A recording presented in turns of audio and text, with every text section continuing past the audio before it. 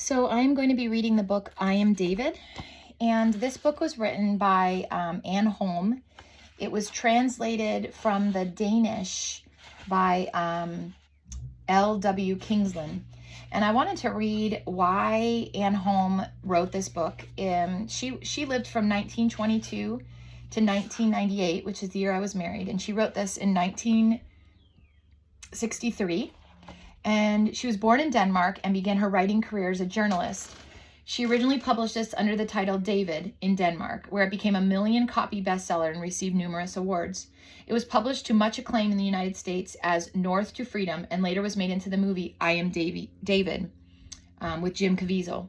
Miss Holmes said of her book, "I wrote David because it seemed to me that children, who can love a book more passionately than any grown person, got such a lot of harmless entertainment and not nearly enough real, valuable literature." So she wrote this specifically for kids ages 9 through 13, a very clean, appropriate novel, and I'm going to share it with you, and I hope you enjoy it. David lay quite still in the darkness, listening to the men's low muttering. But this evening he was aware of their voices only as a vague, meaningless noise in the distance, and he paid no attention to what they were saying. "You must get away tonight," the man had told him. "Stay awake so that you're ready just before the guards changed. When you see me strike a match, the current will be cut off and you can climb over, and you'll have half a minute for it, no more." In his mind's eye, David saw once again this gray, bare room he knew so well. He saw the man and was conscious, somewhere in the pit of his stomach, of the hard knot of hate he always felt whenever he saw him. The man's eyes were small, repulsive, light in color, their expressions never changing. His face was gross and fat, yet at the same time square and angular. David had known him for all his life, but he never spoke to him more than was necessary to answer his questions. And though he had known his name for as long as he could remember, he never said anything but "the man" when he spoke about him or of him. Giving him a name would be like admitting that he knew him. It would place him on an equal footing with the others. But that evening he had spoken to him. He had said, "And if I don't escape?" The man had shrugged his shoulders. "That'll be none of my business. I have to leave here tomorrow, and whatever my successor may decide to do about you, I shan't be able to interfere. But you'll soon be a big lad, and there's need in a good many places for those strong enough to work. Of course, he may think that you aren't yet big enough, but that it's still worthwhile feeding you here." David knew only too well that those other places would not be any better than the camp where he now was. "And if I get away without being caught, what then?" he had asked. "Just by the big tree in the thicket that lies on the road out to the mines, you'll find a bottle of water and a compass. Follow the compass southward till you get to Salonika, and then when no one's looking, go on board a ship and hide. You'll have to stay hidden while the ship's at sea, and you'll need the water then. Find a ship that's bound for Italy, and when you get there, go north till you come to a country called Denmark. You'll be safe there." David had very nearly shown his astonishment, but he controlled himself, and hiding his feelings had merely said, "I don't know what a compass is." The man had shown him one, telling him that the 4 letters indicated the 4 main points, and that the needle, which was free to move, always pointed in the same direction. Then he had added, "The half-minute the current's cut off is intended for you. If you try to take anyone with you, you can be sure that neither of you will get away. And now clear off before you're missed." David did not know what had possessed him to say it. He had never asked the man for anything, partly because he knew it would be of no use, but chiefly because he would not, when you hated someone, you did not ask them for anything. But tonight he had done it. When he had reached the door, he had turned around and, looking straight into that coarse, heavy face, had said, "I'd like a piece of soap." For a moment there had been a complete silence in that bare, gray room. The man looked as if he were going to say something, but he did not. Instead, he picked up a cake of soap that lay by the side of the wash basin in the corner and threw it on the table. All he said was, "Now go." So David had gone as quickly as it was possible to go without appearing to be in a hurry. The men's muttering was fainter now. Some of them must have fallen asleep. The camp's latest arrival was still talking. David recognized his voice because it was less flat and grating than the others. Whenever the newcomer dozed off to sleep, he was seized with a nightmare, and then they would all wake up again. The night before, this had happened just before the guard was changed, but if he took longer to fall asleep this evening, then it might be possible for David to slip out before the others were awakened again. David was not yet sure whether he would make the attempt. He tried to figure out why the man had told him to do it. It was certainly a trap. Just as he was climbing over, the searchlight would suddenly swing around and catch him in its beam, and then they would shoot. Perhaps something pleasant was going to happen tomorrow, and the man wanted him shot first. David had always known that the man hated him, just as much as David hated him in return.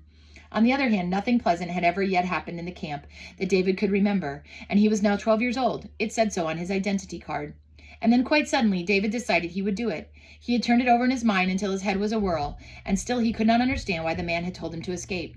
David had no wish to make the attempt. It would only be a question of time before he was caught. But suppose it were a trap and they shot him. It would all be over quickly anyway.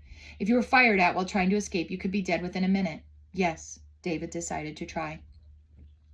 There could not be many minutes left now. Over in the guardroom, he could hear the men moving about and getting dressed, and he could hear the guard yawning as his pace grew slower. Then came the sound of new steps, and David pressed himself even more closely against the wall.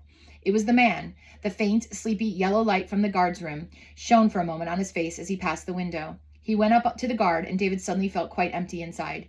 He was sure that he would be unable to move when the time came. Then he saw before him the endless succession of days, months, and years that would pass if he did not. The waiting would kill him in the end, but it might take a long time. Unless you rolled, it might take years, as he had seen with all of them, and it would grow worse and worse. All the time. David clenched his teeth so hard that he felt the muscles of his throat grow taut. Then the man struck a match. 19, 20. The half-minute would be up when he had counted slowly to 30. David set his foot in a gap higher up the barbed wire. When would the searchlight come? They could not be certain of hitting him in the dark, and if they did not hurry, he would be over. A moment later, he had touched the ground on the other side, and as he ran, he said angrily to himself, "What a fool you are. There's plenty of ground to cover yet. All this great flat stretch without so much as the stump of a tree for shelter. They'll wait till you're nearly reached the thicket. They'll think it's more amusing if you believe you've almost gotten to safety. Why didn't they hurry up?" The thought pounded through his head at every moment. He expected to see the ground lit up in front of him. Then he stopped. He would run no more. When the beam of light caught him, they should see him walking away quite calmly. Then they would not enjoy it so much. They would feel cheated. The thought filled David with triumph.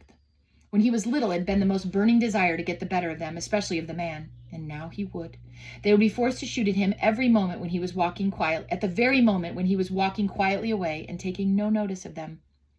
David was so taken up with this victory over them that he had gone a dozen yards past the spot where the thicket hid him from the camp before he realized that no one had fired. He stopped short. What could have happened? He turned around, found a place where the thicket was thin enough to peer through, and looked out across the low buildings outlined against the dark sky, like an even darker smudge of blackness. He could faintly hear the tread of the guard, but it came no nearer and sounded no different from usual, only farther off. Nothing at all appeared different. There was no sign of anything afoot. David frowned in the darkness and stood for a moment undecided. It couldn't possibly.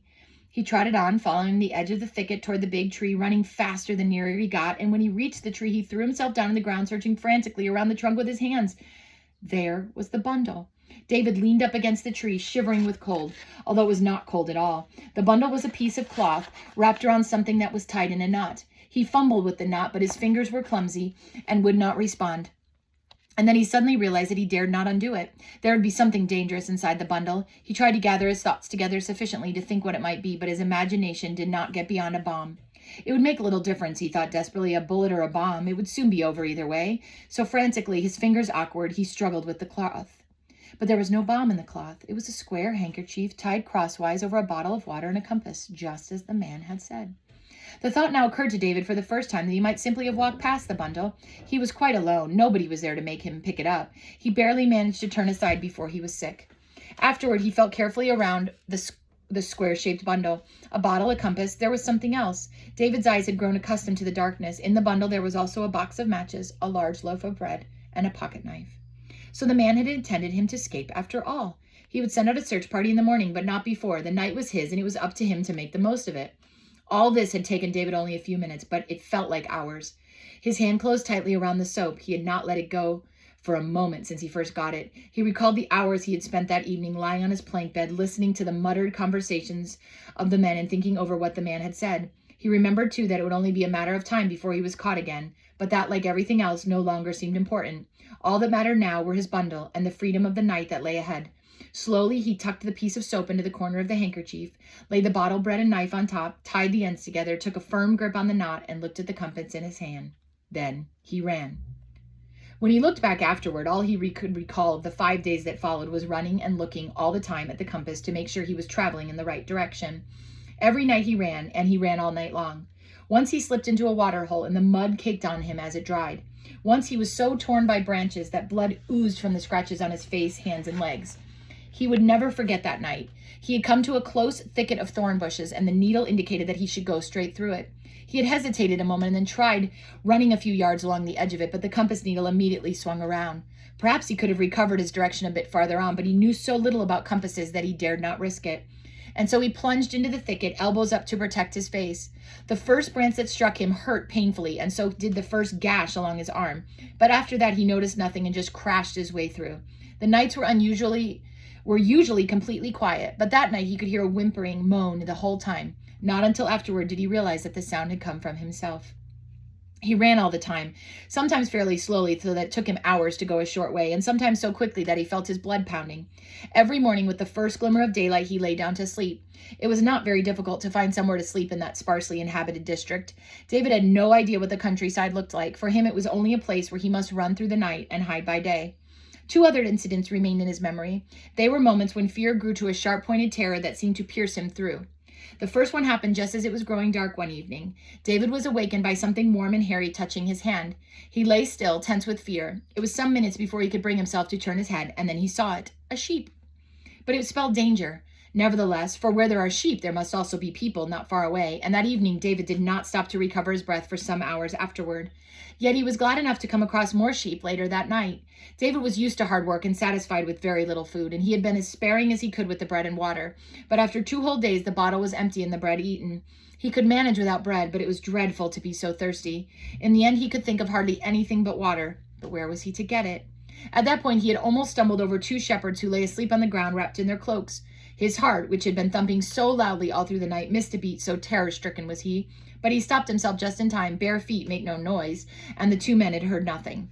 David was about to step back, slowly and cautiously, when he caught sight in the moonlight of a bucket with a lid and the embers of a burned-down fire. Food!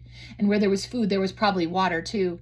That night, David went no farther. He kept watch till daybreak, far enough off to give him a chance to escape, should that prove necessary, and yet near enough to be back in a moment as soon as the 2 shepherds were out of sight in the morning. There was little doubt that this was their regular camping place for the night, for they left their bundles and their bucket behind.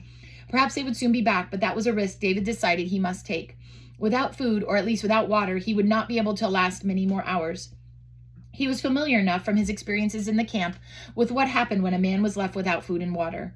What had nearly proved a catastrophe ended as a stroke of good fortune. There was some soup left in the bucket, and in one of the bundles he found a chunk of bread. He broke the bread unevenly, leaving a small piece behind. Then he filled his bottle with soup. He replaced the lid and knocked it off again with his elbow. He did not know whether sheep ate bread and soup, but if they did, he wanted to make it look as if they had been there. After that night, he took care to run at a more even pace and to stop more often, but for shorter periods, to recover his breath. He must not again risk being so tired that he saw nothing and stumbled on blindly. David edged cautiously forward on his stomach. It was the second time he had found himself close to a town, and for the second time the compass was directing him to cross a main road. He dared not disobey it. It was almost as if some part of the man himself were traveling with him. He ought to have asked how long it would take him to reach Salonika. He had only had 2 mouthfuls of soup, and left now was only a single bite of bread. And there were people about. That meant he had not nearly so much of the night at his disposal. He would have to wait until they had gone to bed. He told himself that he should have known all along he would occasionally come across towns. He forced himself to lie absolutely still, but he was not sleepy any longer, and when he was not sleepy, lying still became almost unbearable, for then it was not difficult to think, and David knew that he must not think. He had learned that, then. The only thing to do was to take no notice. You could look and listen, but you must not let what you heard or saw penetrate your thoughts. You must not let your thoughts dwell upon anything more than whether it would rain or turn out fine, whether you had to wait long for your next meal or when the guard would be changed. And you must not be too interested in those things either. You must merely make use of them to fill your thoughts and prevent other things from slipping into your mind. And that's the end of Chapter 1, Part 1. You can click on the link to get Chapter 1, Part 2.